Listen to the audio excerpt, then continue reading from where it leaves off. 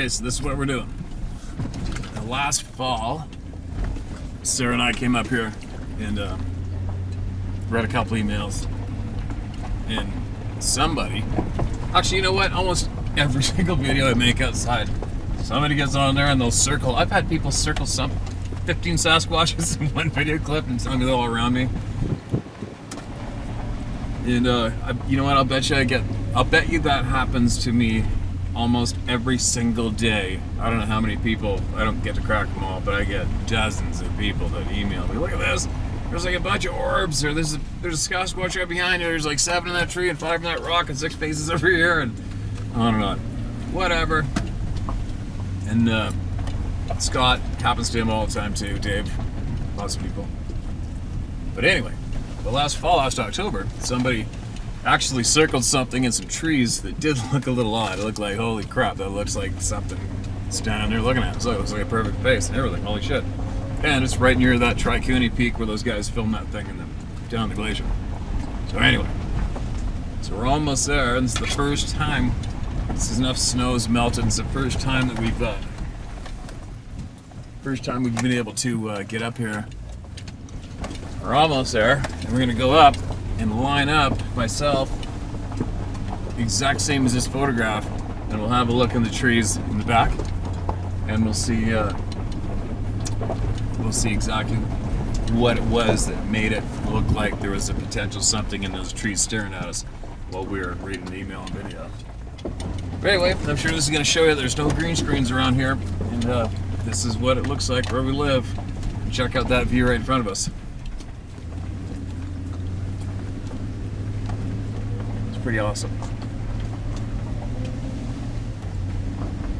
So we're almost up there. Kind of wondering if there's going to be enough snow or not, or too much snow, but.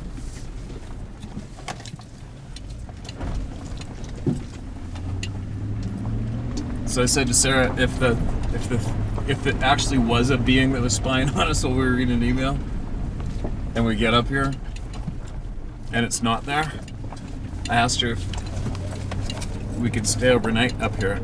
What'd you say? No. I don't know why. You know, big, fuzzy, stuffy like a Sasquatch would be great spooning material, don't you think? No. All right. Okay. We'll be back in a minute and I'll show you what's up. All right. So now we're gonna go by this photograph, which was taken. It's a still taken from the video we made when we read a email up here in the stump. And if I do recall, I think we used this camera. Now it's kind of like, you'll see when Sarah swings the camera, we got to line it up on these trees. Exactly. And it's a little difficult, but here we go. We'll get it. We'll see if this alleged being is in the trees.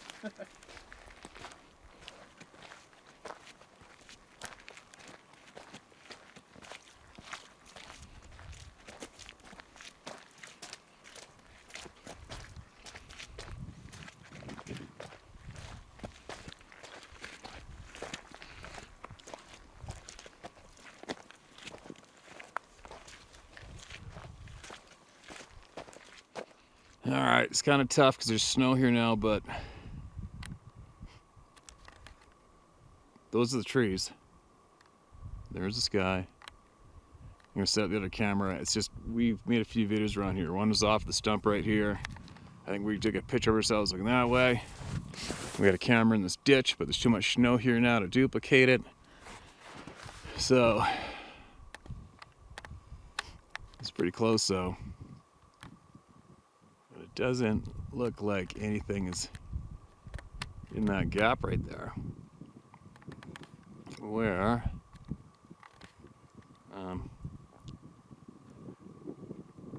this thing was. Kind of interesting. Different lighting. We're talking fall lighting against spring light too.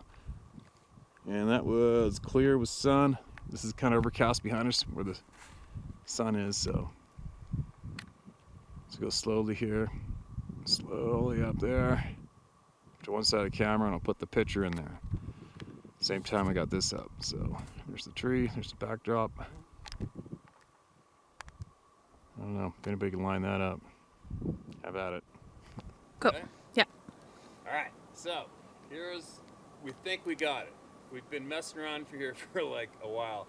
It's not easy because the conditions are different, the sun's different, and the snow on the horizon on the mountains behind us is different. So it's just not that easy to line up this shot. But right about here, we figure is what was cut out of the camera to make that shot. So if you look back on those trees,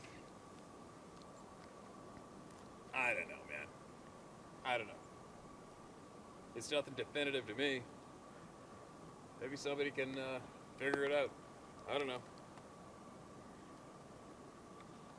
Could be, couldn't be, who knows? I guess the only real true way to do it would be to come back in October with the exact same sunlight, exact same time of day, a year later, and possibly line it up. I don't know.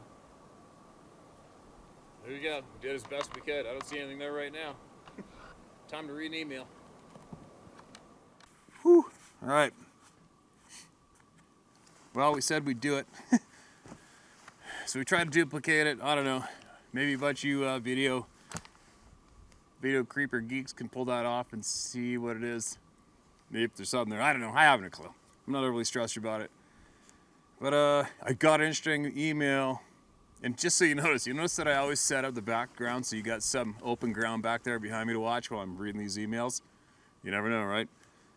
And so far I've had quite a few bears come into the shot this time of year. But anyway, another group that I really like to hear about is the military. Especially, it seems a lot of military from around the world come to Canada to train. And there's no shortage of these guys that have these crazy experiences. And typically most of them are... everybody always seems to be scared to talk about it. I guess that's why we're here, right? And another weird thing that I find very interesting is how many people refuse to speak to each other when they have one of these freaky freaking experiences. I don't get that part. I don't understand that part. I'd like to learn more about how the human mind reacts to these traumatic experiences and why. Okay, I can understand why people aren't going to speak openly about it, but it's really interesting to me that people don't speak of it to each other. And literally immediately after something creepy's happened, after people have seen these things, it's very common for people not to speak about it.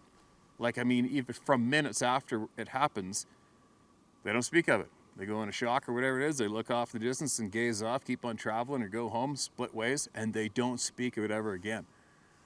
That's really weird. That's odd to me. But anyway, listen to this one. This is pretty good. I shouldn't say it's pretty good, but this is an interesting account from a military professional. Ready? Hi, Steve. I hope all is well. Been following your show for some time now, and it's time I told my story. A bit of background. I served my country, England, for 12 years, all over the globe, 5 tours from Ireland, Bosnia, and Afghanistan. So I've seen my fair share of shit. Face to face with some of the most evil bastards on this earth. Terrorists have personally threatened me and my family in countless engagements. But nothing comes close to this. Here it goes. And take note of that. How many times I've had military guys with combat experience contact me and tell me that they've been in extreme firefights, friends killed beside them, and nothing even hinted on being close to the terror that they experienced while seeing one of these frickin' things. Isn't that weird? Isn't that bizarre? I mean, that is some terror.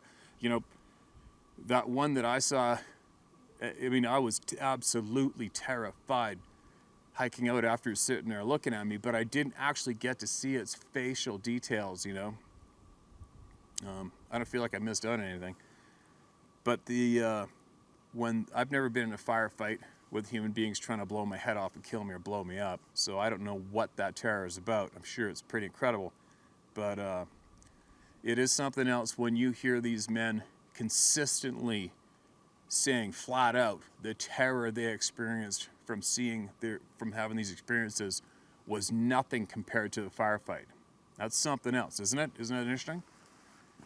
Anyways, had to add in my thoughts on that right off the bat. But nothing comes close to this. Here it goes. I was sent over to Canada, Alberta, to do some training back in 1993.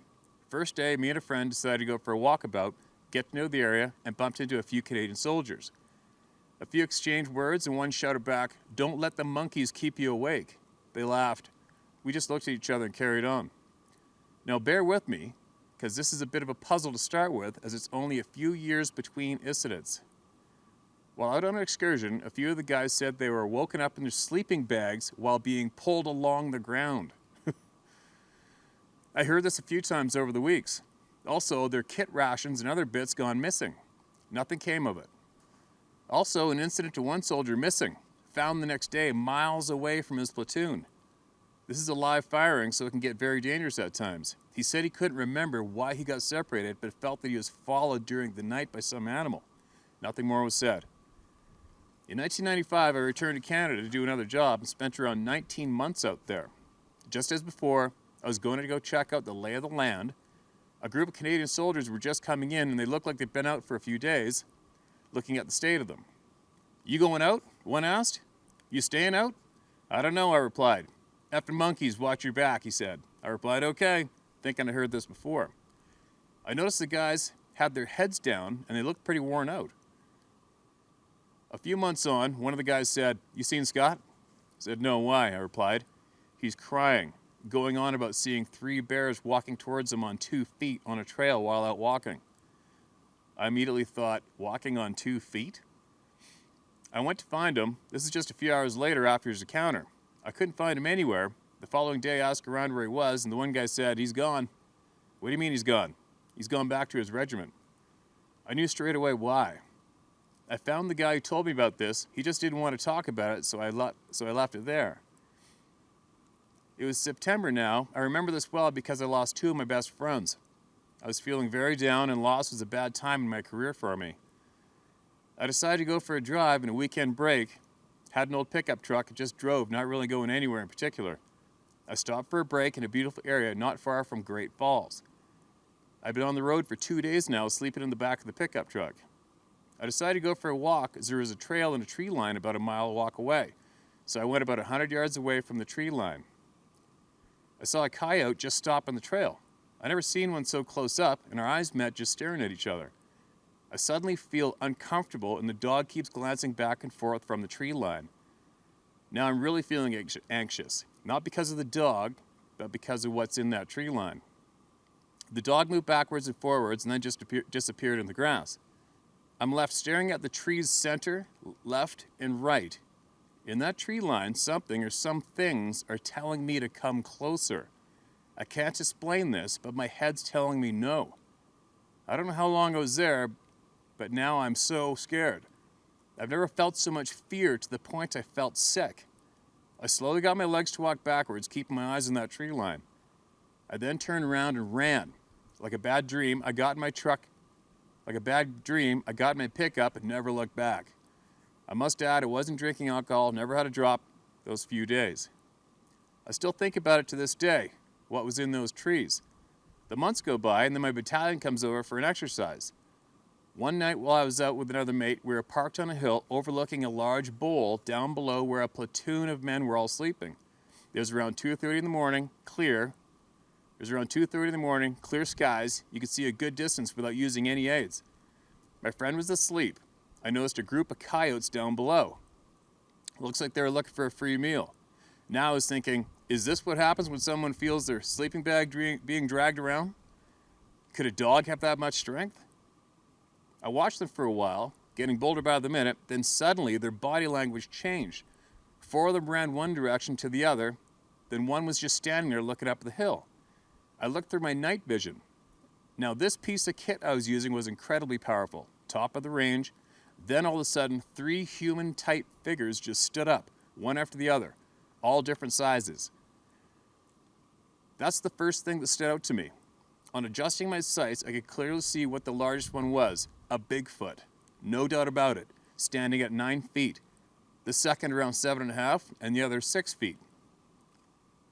I knew this by using the kit I had to measure how far away they were, plus the ground they were in. I'd been there the previous day.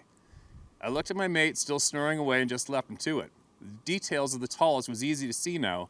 The shoulders, wow, so big. I could see his eyes, no color, couldn't make that out. They were all looking in my direction, then they just turned and walked down into another valley.